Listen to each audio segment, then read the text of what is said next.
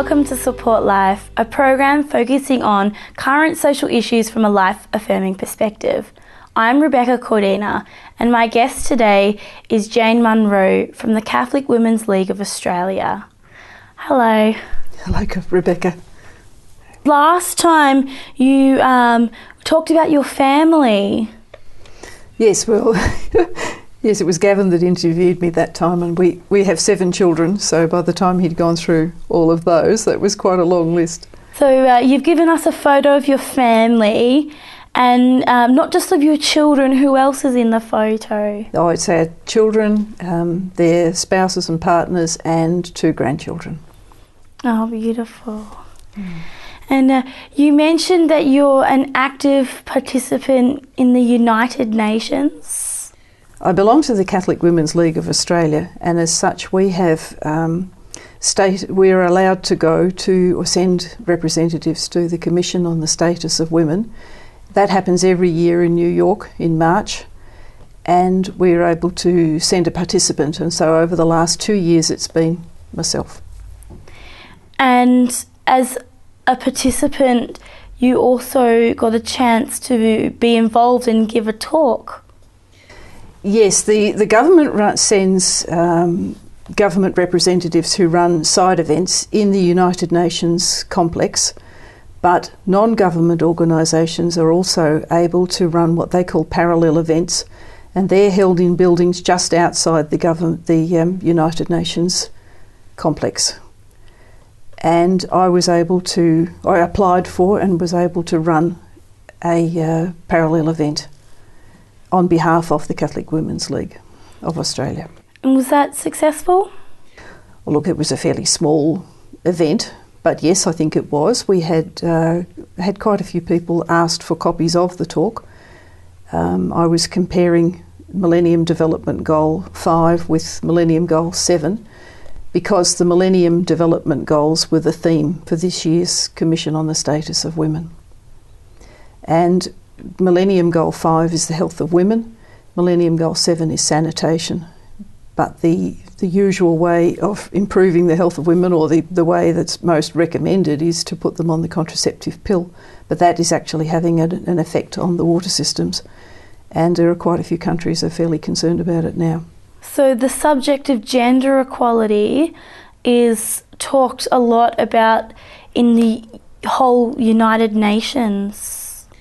Yes, it's becoming a very, very popular topic, or it seemed to me to be becoming a very popular topic, and in some ways it's really quite needed.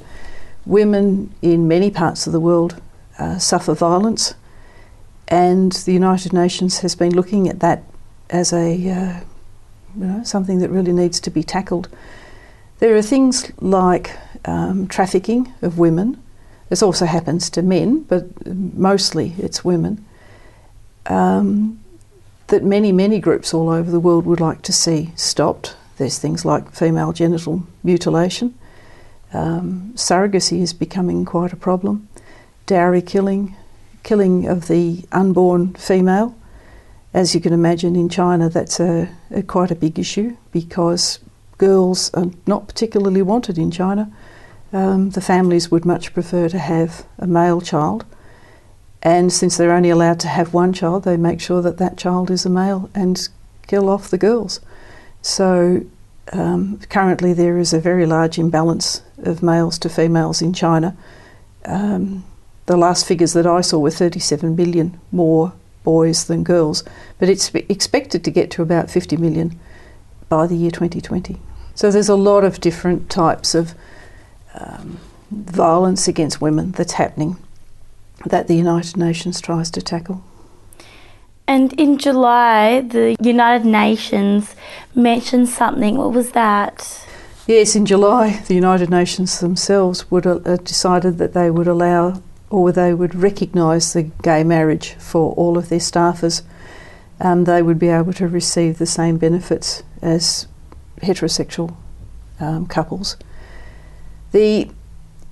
Although the violence that's occurring against women is being tackled by the United Nations, it seems to me that the agenda is being taken off course by bringing in an agenda of allowing. It's going down the line of gender equality, but the gender equality is looking at a very large number of different genders. If you look it up on Google at the moment, you want to be able to put in your name and your status, you will see that there are 58 different genders. Now that's a pretty large number. It seems, from what I saw at the United Nations, although they talk very often and long about violence against women, it's these other issues like providing gender equality for all these, so at the moment 58 genders, that's paramount in people's ideas of what they want to see happen. So that's where, it's gone off key. So the fact that the United Nations itself is recognising different genders, or they're allowing and recognising the gay marriage of their staffers, is one indication of the fact that they're going down that line of thinking. Now, we'll continue on this subject after the break. Okay, right. You're watching Support Life, and we'll be back after the break.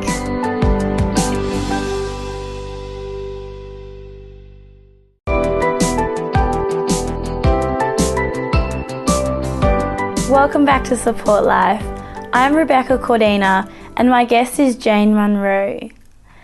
Hi, so before the break, we were talking about gender equality, and currently in the Herald Sun, they produced an article on that subject. What were they saying? That was on the 10th of June this year. The Herald Sun had an article called "Push for Transsexual Students to Use Toilets They Choose." It was an article about the Safe Schools Coalition, which is funded by the federal government, and it was saying that intersex and transsexual students could use either the boys' or the girls' toilets. Again, this is very similar to what was being said at the United Nations. It's changing our whole system. It's changing our response to gender completely, so that then boys can use the girls' toilets if they want to, or vice versa. It's probably more likely to be boys wanting to use it. The same sort of thing happened in America earlier this year when President Obama signed an executive order that transgender students could compete in sports. It had the same effect, that boys are now able to compete in girls' sports if they want to, or girls in boys' sports. It's probably more likely to have a big effect when it's boys competing in girls' sports, because the boys just are stronger and faster. I think that it's going to have a bad effect all the way down the line, that girls' sports may well cease to exist if this happens enough. They'd prefer to have a male that is identifying as a female in the female sports, and is that right? Yes, yeah. that's what's going to happen, or that is what is already happening, and it is making things quite awkward, particularly for girls. So, what's the long-term effect of this? The long-term effect that I can see is that women's issues will be pushed off the table in favour of the issues of a fairly small group of people. The women's issues are fairly serious things, and it's the ones that I mentioned before, and I think it's a shame that they are not going to they won't be getting the same coverage as what they have had in the past. And we were talking about the Sustainable Development Goals and how they were to last for 15 years, and how they haven't mentioned the family. Yes, the Millennium Development Goals came in the year 2000, and they were to last 15 years.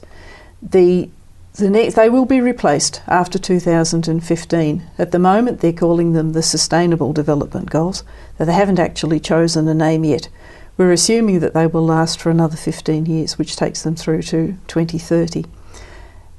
There are quite a few pro-life, pro-family groups that would like to see the family as one of the goals. They would like to even see it as a standalone goal. And by the way, there are quite a few groups who would like to see gender equality as a standalone goal as well. The pro-life, pro-family groups say that it's the family that has quite a big bearing on the whole of society. The family, the Secretary General of the United Nations issued a statement not so long ago saying that the family is the basis of the society. It's part of quite a few of our documents. The family, when the family is strong, the society is strong. Family Watch International, who are a very strong group at the United Nations, they've conducted a study into poverty, which was one of the Millennium Development Goals, and they said that that where a couple marry in their 20s, have a high school education, and don't have a child too young, like in their teen years, the chances of them living in poverty is very small, about 8%. But the opposite, 82%, if you do those things, if you don't complete your high school education, have a child very young, and don't marry. So Family Watch International is doing a lot of work on the family at the United Nations. They've recently got together with quite a few other groups, and they've now formed what they call the United Nations Family Rights Caucus.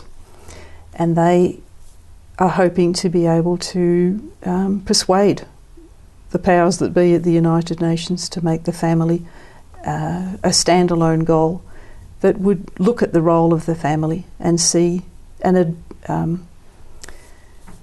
not only acknowledge but also encourage and support the family in the things that the family does.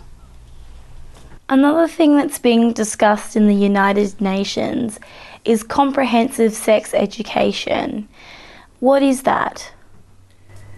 Comprehensive sex education is really quite different to just ordinary sex education because it tries to cover a very broad range of topics that will be given to children. It actively asks for education to be given to quite young children, even from the age of 5, kindergarten age upwards.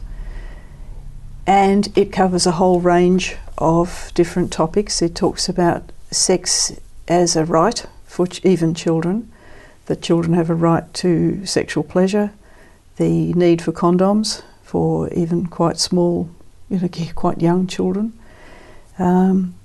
It promotes masturbation, it promotes experimentation, it promotes the use of oral and anal sex. So it covers a very large range of different sexual practices.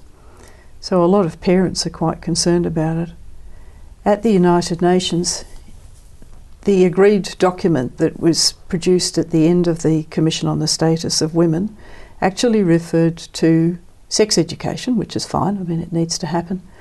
But at the very, very last minute, that was changed and the words comprehensive sex education were substituted.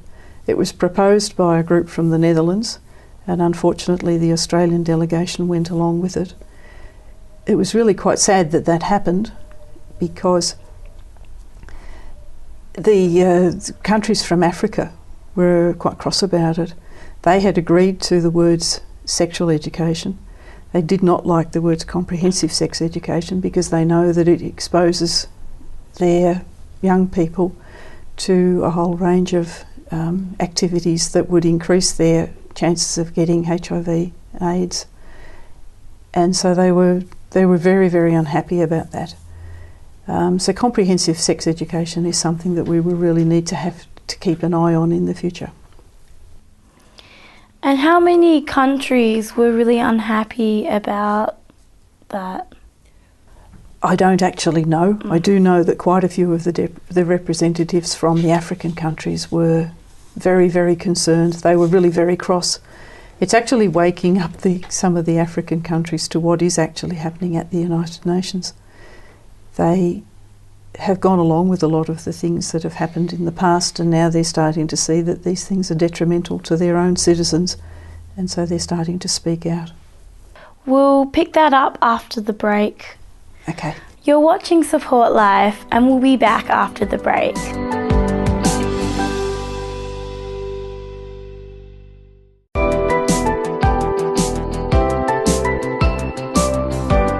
Welcome back to Support Life. I'm Rebecca Cordina, and my guest is Jane Munro.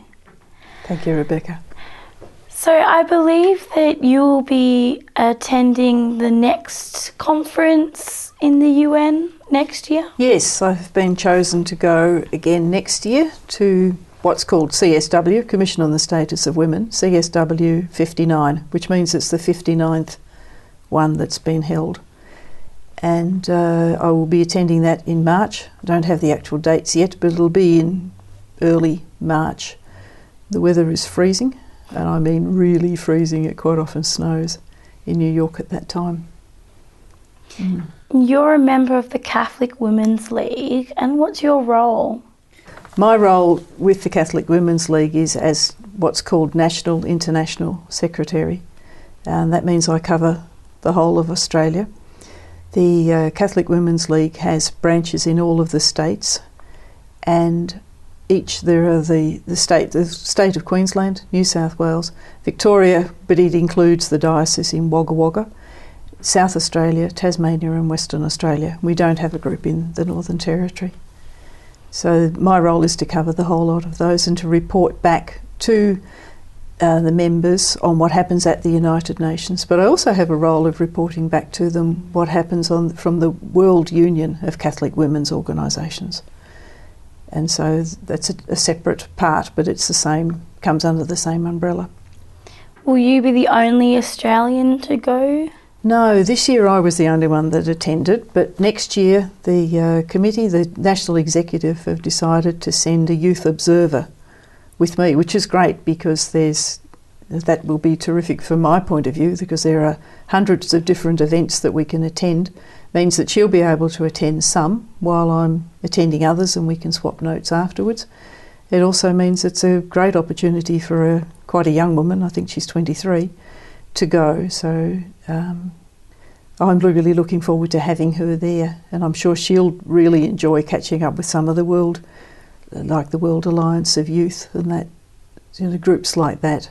And I think that'll be a great opportunity for her. So the Catholic Women's League do much more work. What else do they do? Well, apart from having this connection with the United Nations, because we've got status with what's called ECOSOC, the Economic and Social Council of the United Nations, we also have links to the World Union of Catholic Women's Organisations. There are 60 countries, about 100 different organisations and 5 million women involved in that. So it's quite a big event. We've got the General Assembly coming up in October in Portugal, and I'll be going to that. But not only that, we try to put in submissions to the government on various issues that affect women. Each of the states also does the same sort of thing. And in the states it's divided up into branches, and the branches will also write letters to their politicians, visit them and make comments on various issues of the day. So how can people support that? Well, I guess by becoming members of the Catholic Women's League, subscribing to the various magazines that they have in each of the states, or in Australia, in Victoria, which is where this television program goes to mostly, isn't it? We have the magazine called The Horizon, which gives the information about what's happening in the league right across Victoria and Wagga Wagga Diocese as well. Is that magazine for sale? Yes, it is. Yeah, it's about $2 an issue, 10 issues per year. And the proceeds, do they go to the Catholic Women's League? Oh no, that just pretty much covers the cost of producing it. So that magazine is to give all the information that you've collected and other people have collected out to the public? Yes, that's right. Yeah. And you have a website? Yes, we have a website for the Catholic Women's League of Australia. If you look that up, just you'd have to Google that, Catholic Women's League of Australia. And there's also the Victorian group, is Catholic Women's League of Victoria and Wagga Wagga. They also have a website. Do you have to be Catholic to be involved? There are some people who are not, but generally, yes. I believe you'll be attending a conference in Portugal. Tell us about that. Yes, it's the World Union of Catholic Women's Organisations, and I will be attending it in Portugal. It'll be in Fatima in Portugal. There will be representatives, obviously, from all around the world. I think there are about 14 or 15 people from Australia going to attend. There will be an election for a new President General for the whole organisation, so that could be fairly interesting. I'll be quite interested to see what happens with that myself.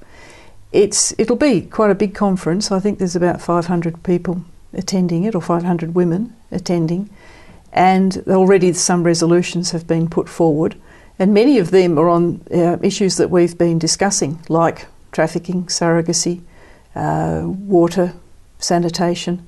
Those resolutions will then be, once they've passed, they will be taken back to the country that the women came from, and they will be expected to try and lobby their governments on those issues. And how did this conference first come about? Well, the World Union has been in place since the beginning of last century, 1917, I think. Now, I'm not certain on the date of that. And they have been holding regular conferences. They hold them about every 5 years. The last one was held in Jerusalem. And so it swaps from country to country. In fact, we're hoping that the Australian delegate might be able to suggest that the next one be in Australia, which would be rather interesting, wouldn't it? So that would be in 5 years' time, yes, in 5 maybe years. in Australia. Yes. That's exciting. Yes. Yeah, that would be quite good. That's all we have time for now. Okay.